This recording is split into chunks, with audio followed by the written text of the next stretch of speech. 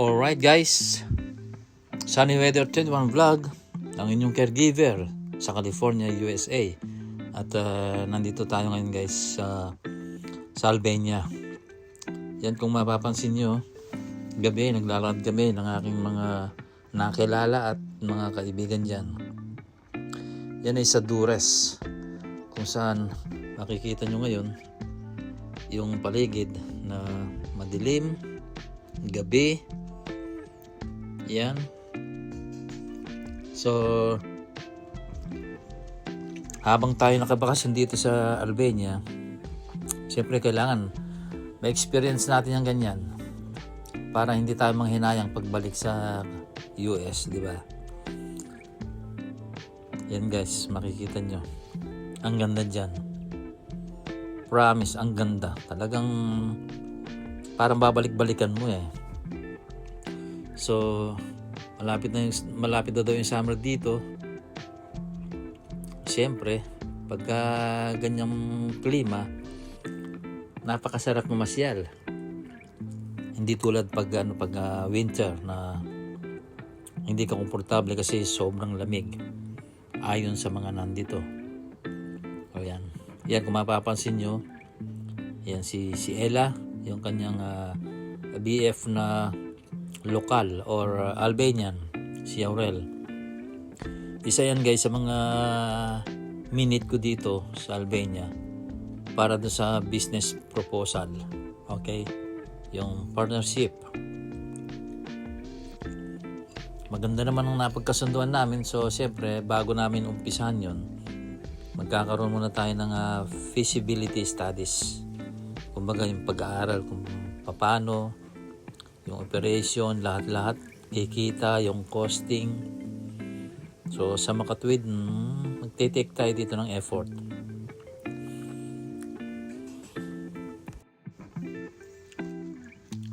Alam nyo guys, isa sa napansin ko rito at kahanga-hanga talaga yung mga tao dito, halos lahat ng mga nakita ko ngayong gabi na ito, mga turista.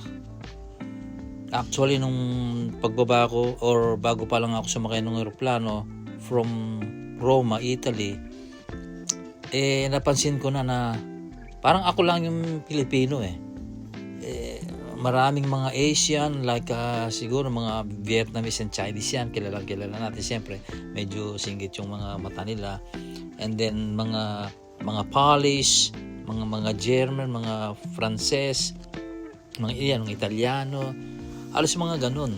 Kasi yun nga, pagkakaalam ko dito sa Albania, nasa around 2.8 million lang yung population nila. So mas marami pa yung turista kaysa sa mga lokal. So ang ganda kasi nga naman itong beach na yan, makikita nyo, lalo na sa gabi, nandyan ang lahat ng yung kasiyahan. Kung gusto mong mag-enjoy talaga ng gusto, beer house, bar ganon, or restaurant, kaka yung mga hotel na nakapaligid dyan sa beach na yan. Well, itong Dures, kilalang kilala na isa sa mga magagandang tourist spots ayon sa mga kilala ko dito, at talagang dinadayo ng mga turista.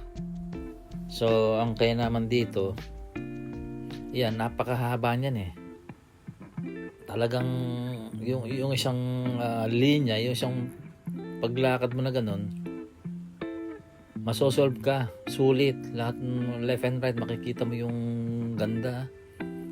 At parte na rin ng kung gusto mong mag-exercise ganun, walking, running, mapapansin niyo yung mga ilaw maliliwanag naman. Ayan, ang daming tao.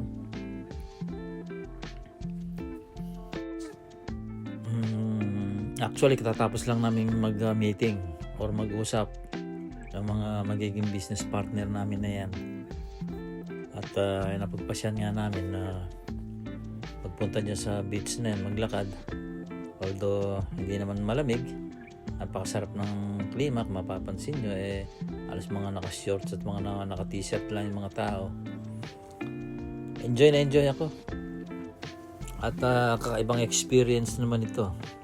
And then, habang naglalakad nga kami, tatawanan kami. At kasi nga, alam mo naman yung mga Pilipino, di ba? Yung pamimintas. Kasi dyan, dito sa Europe, dito sa Albania, unang mapapansin mo sa mga tao talaga yung ilong nila. Wow, ang grabe. Ang tatangos talaga yan, no? Ang ganda ng structure ng ilong talaga nila. So, yun nga sa Europe, lahat ng mga nandyan sa Europe na yan, lahat ng mga tao dyan, almost, mga European, iba talaga ang dating. Hindi katulad natin mga Asian, lalo tayo mga Pilipino, may pagka-Vincent tayo. Parang, alam nyo ba yun guys, yung Vincent? Mga lahi tayo ni Vincent, di ba? Tanggapin na natin yan. Kung kilala nyo guys si Vincent, yung singer, si Vincent Dafalong. Di ba? Alam nyo na kung ano ibig sabihin. Vincent Dafailong. Tayo mga Pilipino, mga ganyan. Hindi naman lahat, pero mostly, dahil nga ito sa genre natin yan. Kung yan ang lahi natin, di ba? So, kahit saan ka pumuntang bansa, madaling makilala yung identity natin pagdating sa ilong, talagang kakaiba. Okay? And guys, enjoy lang kayo sa panonood. At siyempre, habang naglalakad, nagkukwentuhan kami dyan, talagang masaya. At nakikita namin kung gaano karaming tao dyan. Ayun, talaga naman.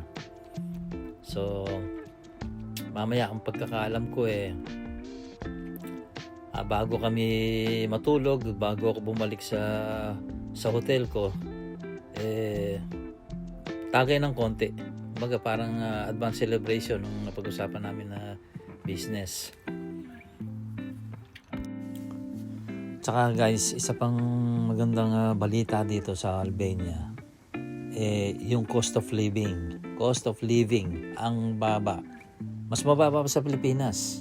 Oo, kasi siyempre, gumagastos ako dito, kino-convert ko sa Philippine peso. Nagugulat ako.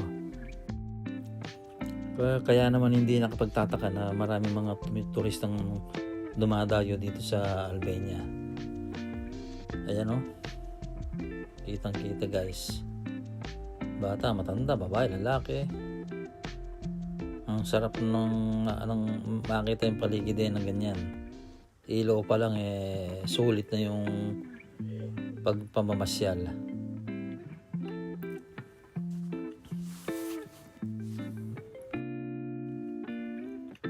Yun. Ayan ang inyong lingkod, Sunny Weather 21 Vlog. Ayan na. Sarap maglakad. Tingnan naman yung outfit ko dyan guys. Rubber shoes, naka-shorts. Parang nasa baywalk lang ako sa Pilipinas, di ba? Sarap ng pakiramdam, sarap mamasyal. Ay mga restaurants, mga puno, kita nyo, parang mga neon lights. Ganda ng kulay, iba't ibang kulay. Tapos yung mga bar and grills dyan. Wow. So, enjoy talaga.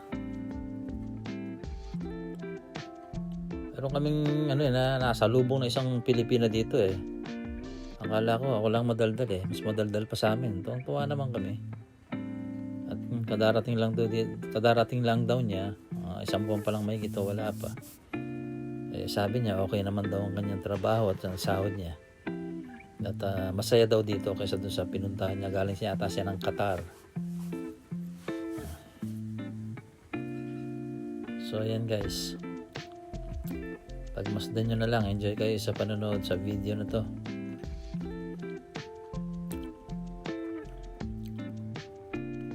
Mahaba ito malagay ko hindi naman namin tatapusin hanggang dulo kasi nga tatagay muna ng konti bago umuwi.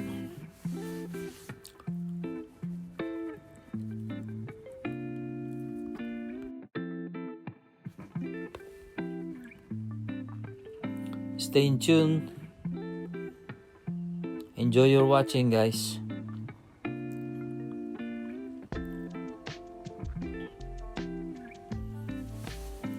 Enjoy lang tayo sa panonood.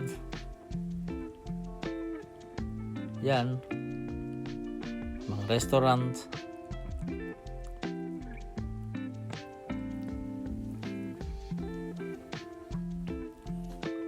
Mga ATM yan. At saka yung ice cream parlor. Kahit siya kaya tayo pumunta dito, may mga ganun eh.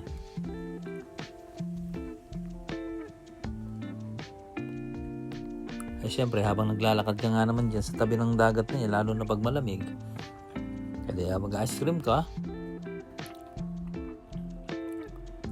hindi nyo pa yata naranasan ng kumain ng ice cream habang malamig o namamaluktot kayo sa ginaw. Well, subukan nyo guys, dahil ako ilang beses ko naranasan. Preferably, mas gusto kong kumakain ng ice cream, yung malamig na malamig. Feel ko yung ice cream, yung sarap. Pero isa lang napansin ko dito sa mga bar and grills dyan, hindi popular yung yung video okay. Hindi katulad sa atin. Di ba? Okay guys, thanks for watching. See you on my next video. Okay? Stay safe everyone. Sunny Weather 21 vlog.